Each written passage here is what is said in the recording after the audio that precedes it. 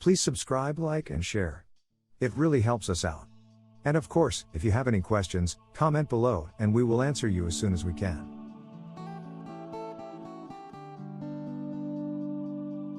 Welcome to this video in our series on IGCSE Business Studies.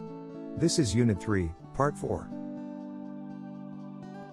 In today's lesson, we will be learning about marketing strategy. If you haven't seen our previous videos, click on the card above.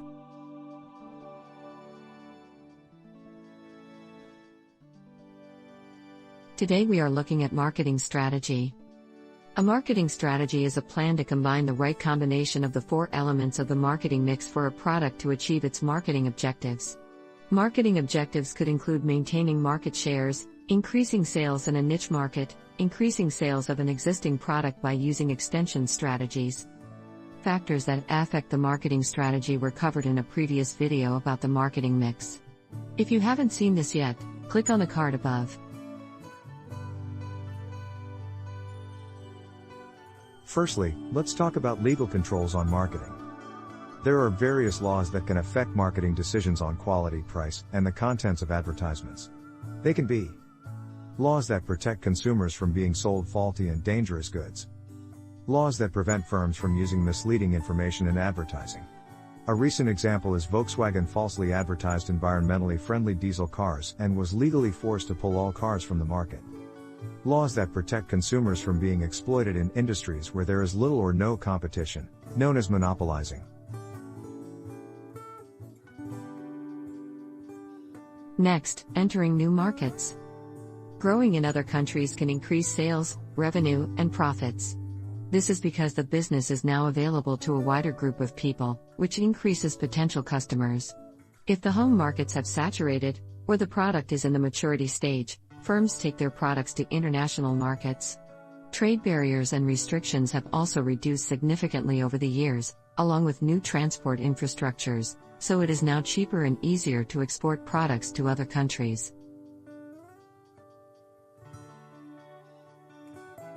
There are problems when entering foreign markets though. The difference in language and culture. It may be difficult to communicate with people in other countries because of language barriers, and the culture may be quite different. Different images, colors, and symbols have different meanings and importance in different places. For example, McDonald's had to make its menu more vegetarian in Indian markets. Lack of market knowledge. The business won't know much about the market it is entering, and the customers won't be familiar with the new business brand, and so establishing in the market will be difficult and expensive. Economic differences. The cost and prices may be lower or higher in different countries, so businesses may not be able to sell the product at the price which will give them a profit. High transport costs. Social differences.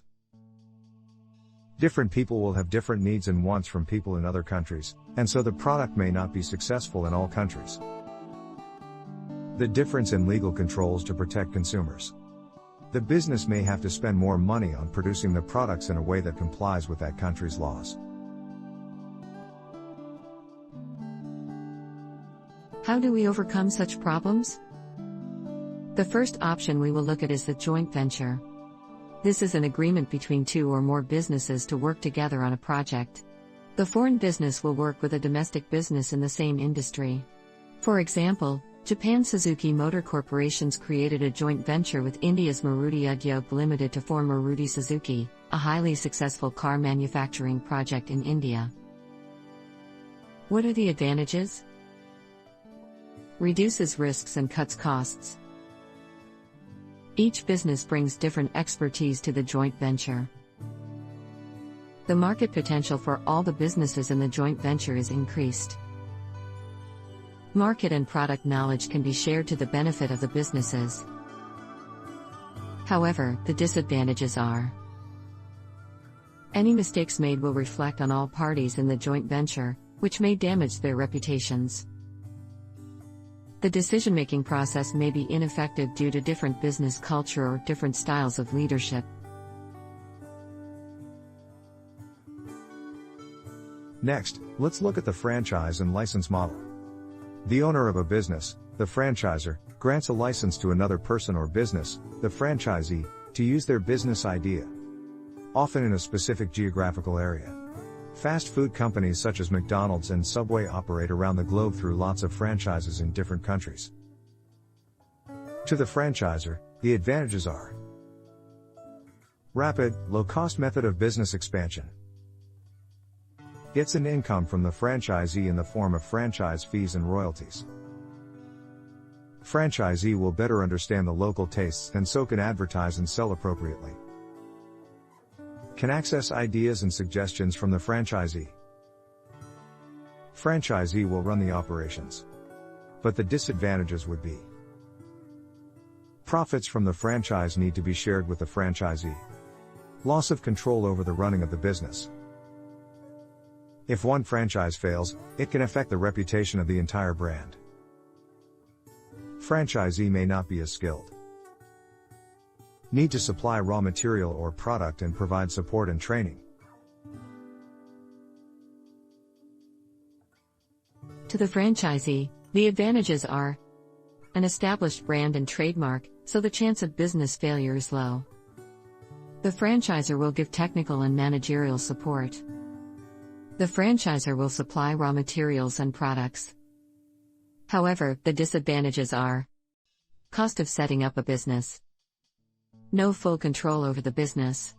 You need to strictly follow the franchisor's standards and rules. Profits have to be shared with the franchisor. Need to pay franchisor franchise fees and royalties. Need to advertise and promote the business in the region themselves. Thank you for watching our video. Please like, subscribe and share. And comment below so we can clarify things for you.